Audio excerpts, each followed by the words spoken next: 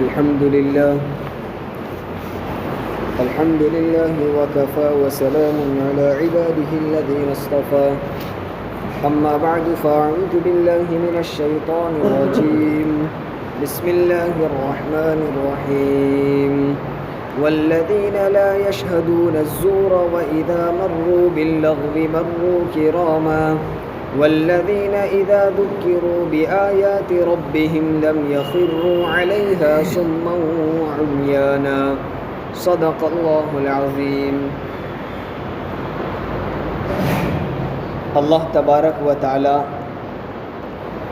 اپنے بندوں میں سے جب کسی کو نوازنا چاہتا ہے، اپنی محبت اور اپنا تعلق دینا چاہتا ہے تو اپنے ان بندوں کو کچھ اچھی عادتیں اور خاص صفات سے نوازتا ہے۔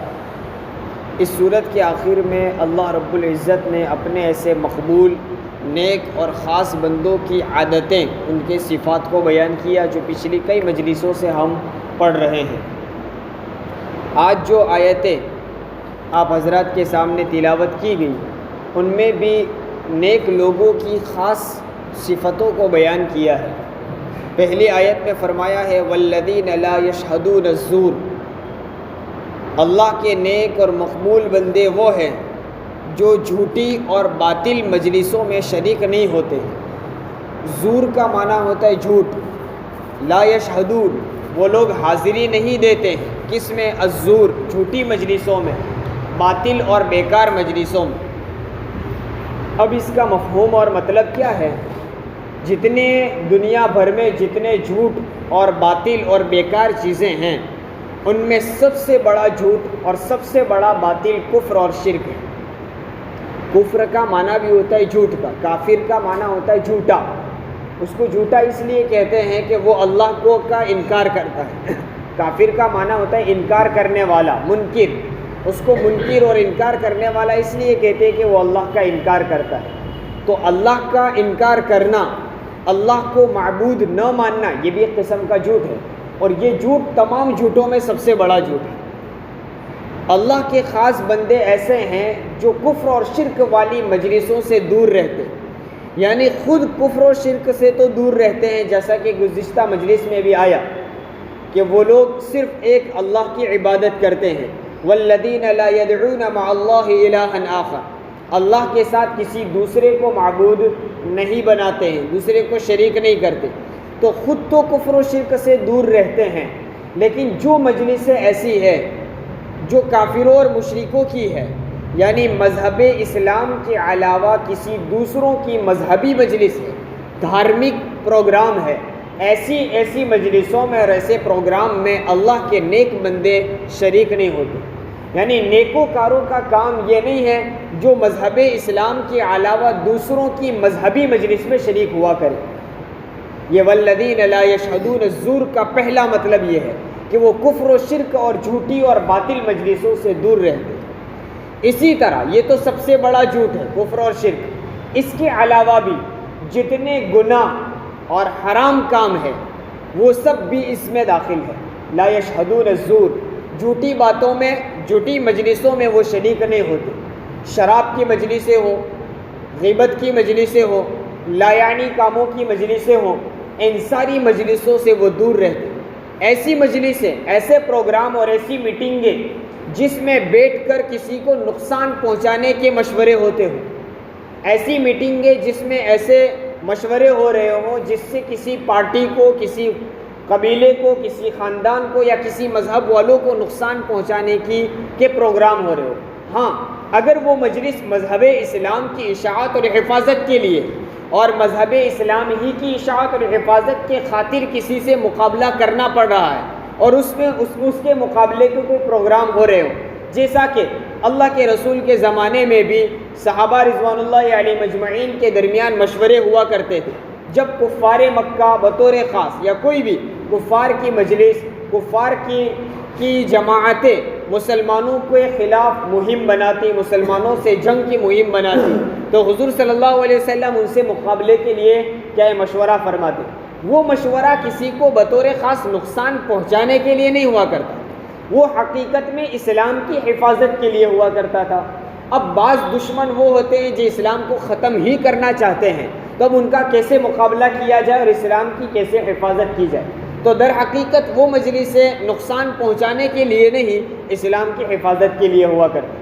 بہرحال تو ایسی مجلسیں، ایسے پروگرام اور ایسی میٹنگیں جس کا مقصد کسی کو نقصان پہنچانا ہو، کسی کو ہرانا ہو، یا اس مجلس میں بطور خاص کوئی گناہ کا کام کیا، گناہ کا اڈا لگایا ہو، اللہ کے نیک بندوں کا کام یہ ہے وہ ایسی مجلسوں میں، ایسے پروگرام میں، ایسی میٹنگوں میں شریک نہیں ہوتے۔ اب یہ بات تو ہوئی وہ لوگ، وہ کام جو براہ راست گناہی ہے، ناجائز ہے، حرام ہے، ایسے کاموں کی مجلسوں میں وہ لوگ شریک نہیں ہوتے۔ اسی طرح ایک معاشرے میں بہت بڑی بیماری ایک پھیلی ہوئی ہے، اور وہ بھی اس آیت کا مصداق ہے۔ وہ بہت سارے کام ہمارے ایسے ہوتے ہیں جس کا نہ دنیاوی فائدہ ہے نہ دینی فائدہ ہے۔ دیکھیے جتنے کام ہم کرتے ہیں وہ تین طرح کے ہیں۔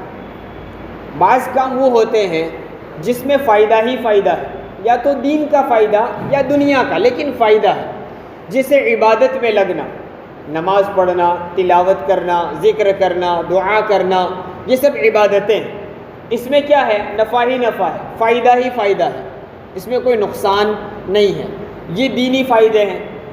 اور بعض کام ایسے ہیں جس میں دنیاوی فوائد، جیسے کاروبار کرنا، تجارت کرنا، مزدوری کرنا، نوکری کرنا، اس میں بھی کیا ہے؟ فائدے ہیں، اگرچہ دینی نہیں لیکن دنیاوی ہے، یہ بھی ایک قسم کا فائدہ ہی۔ ان کاموں کے کرنے میں کوئی حرج نہیں ہے، وہ آدمی کر سکتا ہے۔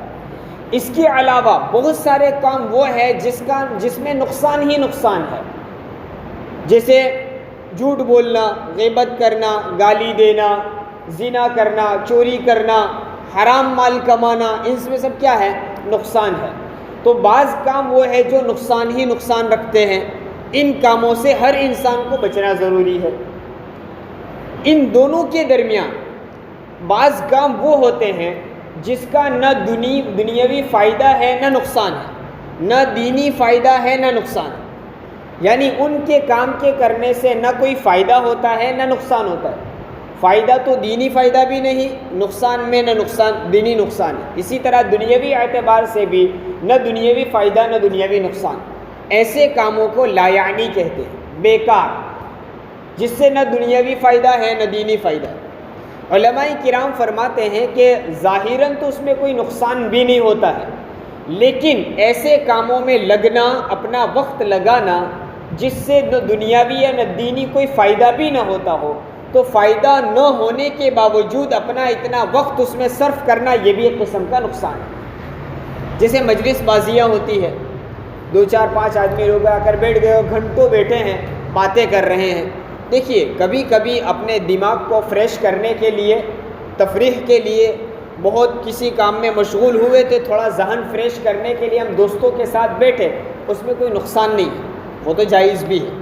لیکن گھنٹوں مجلسوں میں بیٹھے رہنا، ادھر ادھر کی باتیں کرتے ہی رہنا، اب اس میں دیکھیے نہ دنیاوی فائدہ ہے نہ نقصان ہے، نہ دینی فائدہ ہے نہ نقصان ہے۔ لیکن اتنا وقت ہم نے لگایا، اتنا وقت اگر ہم کسی دین کے کام میں لگاتے یا دنیا ہی کے کمانے میں لگاتے تو دنیا کمانے کا تو فائدہ ہوتا۔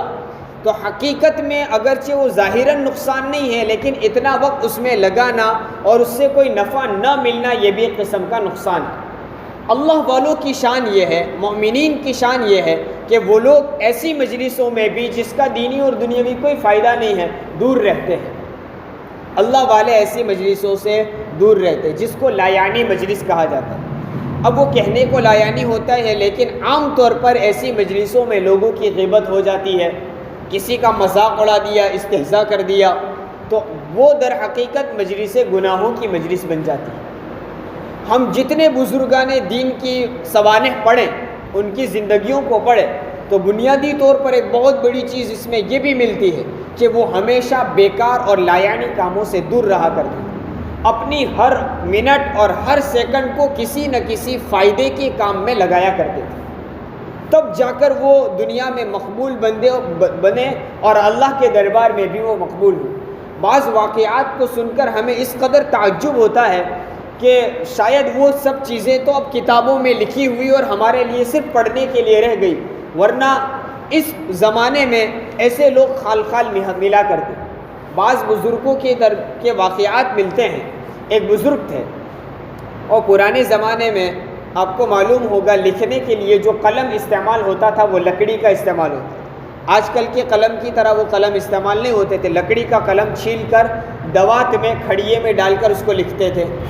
ایک بزرگ تھے, وہ اپنا لکڑی کا قلم سے کچھ لکھ رہے تھے. لکھتے تھوڑا لکھنے کے بعد اس کی سیاہی ختم ہو جاتی ہے, روشنائی ختم ہوتی ہے, تو پھر اس کو سیاہی کے کھڑیے میں ڈالنا پڑتا ہے. ان بزرگ کی عادت یہ تھی کہ وہ جب لکھتے اس کی روشنائی کم ہوتی, سیاہی کم ہوتی, اور وہ کھڑیے میں ڈالنے کے لیے وہ قلم ڈالتے تھے.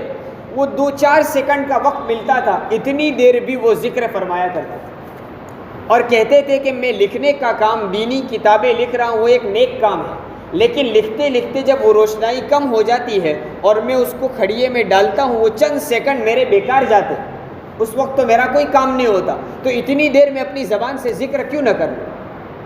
یہ لوگ قدر کرنے والے تھے, اپنے اوقات کی قدر کرتے تھے. ایک بزرگ کے متعلق لکھا, جب وہ استنجا کے لیے جاتے تھے تو استنجا میں بیٹھے ہوئے ہیں, اب کوئی کام تو نہیں ہے, تو کہتے اتنی دیر میں استنجے کا لوٹا دھو لیا کرتا تاکہ دھونے کا کام بھی ہو جائے اور میرا اپنا کام بھی ہو جائے, اتنا وقت بھی ہمارا ضائع نہ ہو. اس قدر اپنے اوقات کا اہتمام کیا کرتے تھے. اور یہ باتیں ایسا نہیں ہے کہ اس زمانے میں نہیں ہو سکتی, موجودہ زمانے میں بھی پڑوسی ملک میں مفتی تقی عثمانی صاحب شیخ الاسلام دامت برکاتہ ہیں. اکثر لوگ ان کو جانتے ہوں گے جن کو شیخ الاسلام کا لقب ملا, مفتی تقی عثمانی صاحب دامت برکاتہ. انہوں نے قرآن کریم کا ترجمہ اور مختصر تفسیر لکھی, آسان ترجمہ قرآن سے شائع بھی ہوئی ہے. اس ترجمے کو یوں سمجھو الحمدللہ رب العالمین سے لے کر والناس تک غالباً پورا ترجمہ قرآن اور اس کے حواشی اور تفسیر انہوں نے ہواؤں میں لکھا ہے. کیا مطلب ہے؟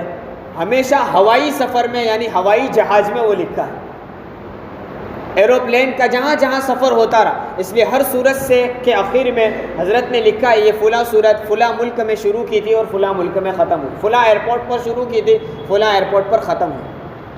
یہ لوگ ان اوقات کی قدر کرتے ہیں. ان سے پوچھا گیا ایک انٹرویو میں کہ آپ اس قدر تصنیفیں, اس قدر کتابیں لکھ لی, اس قدر آپ کے اسفار, بیانات, اسباق پڑھانا, فتاوا لکھنا, اپنی اتنی زندگی میں اتنا سارا کام کیسے کرتے ہیں؟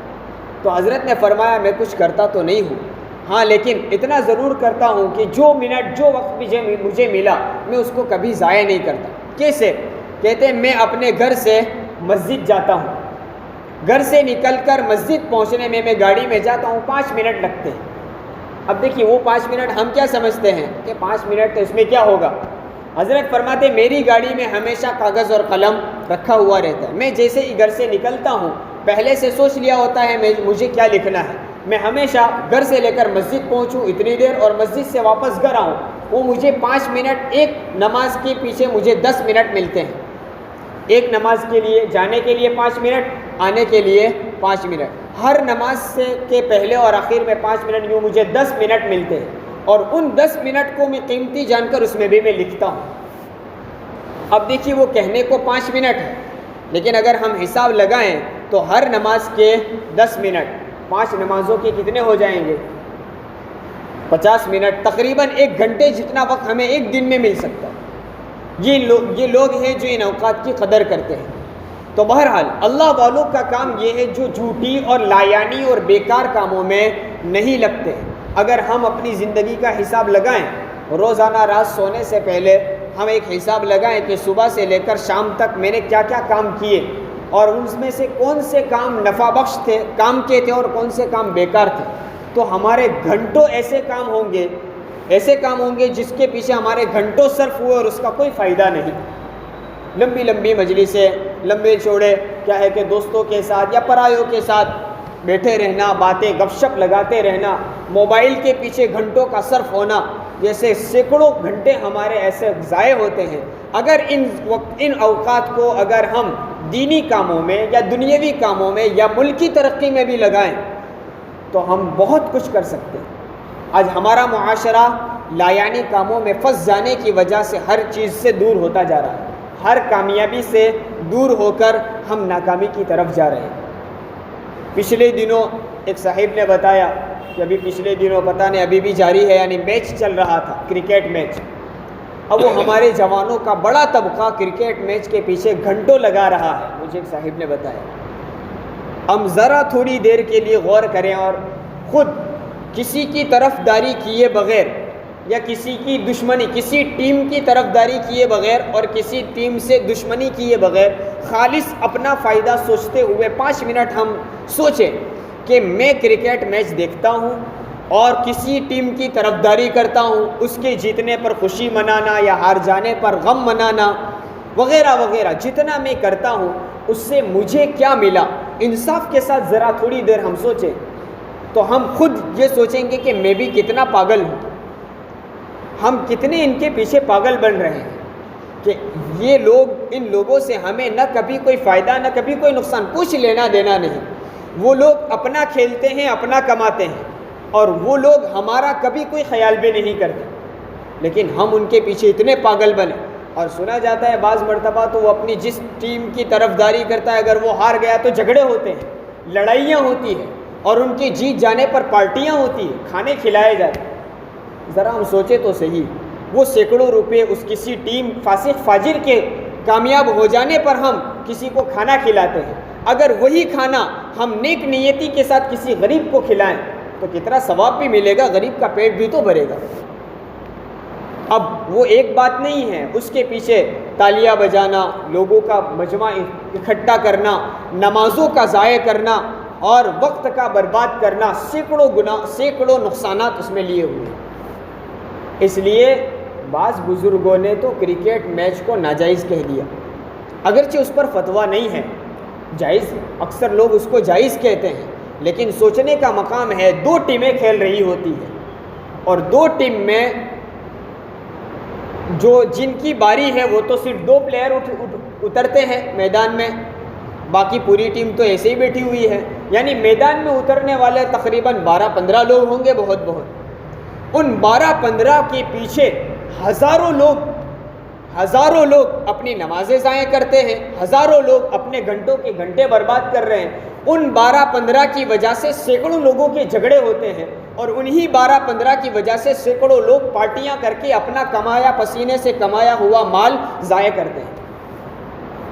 ذرا سوچنے کا مقام ہے نا، کیا فائدہ ہمیں ملا. اور جب بات چل پڑی ہے تو میں ایک بات عرض کرتا چلوں. بعض لوگوں کی دلیل یہ ہوتی ہے کہ ہم فلاں مسلمان ٹیم کی طرفداری کرتے ہیں، وہ لوگ چونکہ مسلمان ہیں اس لیے ہم ان کی طرفداری کرتے ہیں اور ان کی کامیابی کی ہم خوشیاں مناتے ہیں. محترم دوستو، کیا پوری دنیا میں وہی 12-15 افراد مسلمان ہیں؟ ان کے علاوہ کوئی مسلمان نہیں ہے.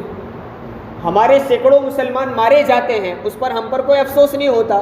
سرے بازار ہمارے مسلمان کو مار دیا جاتا ہے، موب لنچنگ کیا جاتا ہے، کسی کو بے قصور پکڑ کر جیل میں ڈال دیا جاتا ہے، کسی عالم پر، کسی مدرسے پر، کسی دعوت و تبلیغ کی جماعت پر الزام لگایا جاتا ہے، میڈیا چکھتی پکھتی. اس وقت تو ہمارے جسم پر جو تک نہیں رینگتی ہے، کسی بال پر بھی اثر نہیں ہوتا ہے. اور وہ مسلمان ٹیم اگر ہار جائے تو ہم آنسو بہائیں کیونکہ ہمارے مسلمان بھائی ہار گئے. حالانکہ میں سب کو نہیں کہتا، لیکن اکثر لوگ ان کھیلنے والوں میں فاسق و فاجر ہوا کرتے ہیں. جب دعوت و تبلیغ پر الزام لگے تو ہم کیا کہتے، کیا کرے زمانہ ہی ایسا ہے، یہ کہہ کر ختم کر دیتے. اور بہت تو واٹس ایپ پر اس کے میسیج وائرل کر دینا اپنی ذمہ داری پوری ہو جانا سمجھتے ہیں. حالانکہ وہ تو خالص دین کی محنت کرتے ہیں بغیر کسی معاوضے کے. مدارس پر جب الزام لگے تو مدرسے والے جانے ہم کیا کر سکتے ہیں، حالانکہ وہ اللہ کا دین پڑھاتے ہیں، اللہ کا کلام پڑھاتے ہیں. میں یہ نہیں کہتا کہ ہم نے ان کا ساتھ نہیں دیا، لیکن ہم سوچیں کہ ہم جب جو دلیل بناتے ہیں کہ فلاں مسلمان ٹیم ہونے کی وجہ سے ہم ان کے ساتھ شریک ہیں، تو کیا پوری دنیا میں وہی لوگ مسلمان رہ گئے ہیں جن میں اکثر فاسق و فاجر ہے؟ اور اس کے بالخلاف علماء، مبلغین اور مصنفین اور اہل علم اور دیندار طبقے کے ساتھ جب ظلم و ستم ہوتا ہے تو پھر ہم کو کیوں نہیں نظر آتا کہ وہ مسلمان؟ در حقیقت یہ شیطان کا دھوکہ ہے جو ہمیں یہ کہتا ہے کہ وہ مسلمان ہیں، ان کا ساتھ دو. اور ان کو ہمیں شیطان اس طرح ان کے مسلمان کا نام دے کر ہمیں بہکا کر ہمارے گھنٹوں اس کے پیچھے ضائع ہو جاتے ہیں. اس لیے اللہ والوں کی صفت بیان کی، والذین لا یشہدون الزور، وہ لوگ لایانی کاموں میں بیکار کاموں میں نہیں لگتے ہیں، ایسے کاموں میں جس کا دینی اور دنیاوی کوئی فائدہ نہ ہو اس سے وہ لوگ بہت دور رہتے ہیں۔ اور اگر کبھی واسطہ پڑ بھی جائے، کبھی کسی پروگرام میں جانا ہوا یا کسی رشتہ دار سے ملنے جانا ہوا اور وہاں ایسی میٹنگ یا ایسا پروگرام ہو، اگر ان اللہ والوں کو ایسا واسطہ پڑ جاتا ہے تو کیا کرتے ہیں؟ وَإِذَا مَرُّوا بِاللَّغْوِ مَرُّوا كِرَامًا، جب وہ لوگ وہاں سے گزرتے ہیں، ان کا گزر اگر ایسی مجلس سے ہوتا ہے تو گزر ہوتا ہے تو وہاں سے گزر جاتے ہیں، رکتے نہیں ہیں۔ اور گزر بھی کیسے جاتے ہیں؟ مروا کراما، شرافت کے ساتھ گزر جاتے ہیں۔ شرافت کے ساتھ گزرنے کا کیا مطلب ہے؟ اس کا مطلب یہ ہے کہ جو لوگ ایسے لایانی کاموں میں یا گناہوں کے کاموں میں لگے ہوئے، ان کاموں کو وہ گناہ سمجھ کر خود شریک تو نہیں ہوتے، لیکن ان کو جو لوگ اس میں شریک ہوئے ہیں ان لوگوں کو بھی وہ حقیر نہیں سمجھتے۔ یعنی جو لوگ گناہوں میں مبتلا ہے وہ گناہ کو گناہ تو سمجھتے ہیں، لیکن جو انسان ان گناہوں میں مشغول ہے ان کو وہ لوگ حقیر اور کمتر نہیں سمجھتے، بلکہ شرافت سے گزرتے، ان کے اوپر تانا زنی کرتے، ان کو گالی دے دیا، ان کو برا بھلا کہہ کر الگ ہو، ایسا نہیں، ان کو حقیر نہیں سمجھتے اور خود اس گناہ میں شریک بھی نہیں ہوتے، بلکہ شرافت کے ساتھ ایسی مجلسوں سے اور ایسے گناہوں کے اڈوں سے اور ایسی بازاروں سے اور ایسی میٹنگوں سے وہ لوگ علیحدہ ہو جاتے ہیں۔ یہ اللہ والوں کی صفات ہے۔ ایسی صفات اپنانے کی وجہ سے یہ لوگ اللہ کے دربار میں مقبول بنتے ہیں۔ جیسا کہ یہ صفات جب شروع ہوئے تب بھی میں نے کہا تھا کہ جب ہم ان صفات کو اور ان عادات کو پڑھیں تو ہم اللہ سے مانگے کہ اللہ ہمیں بھی ایسی صفات نواز دے اور اپنے دربار کا ہمیں مقبول بندہ بنا دے۔ اللہ تبارک و تعالیٰ ایسی نیک اور عمدہ صفات سے ہم سب کو نوازے، گناہوں سے، بیکار کاموں سے اور لایانی کاموں سے اللہ تعالیٰ ہم سب کی پوری حفاظت فرمائے۔ آمین۔ وآخر دعوانا الحمدللہ۔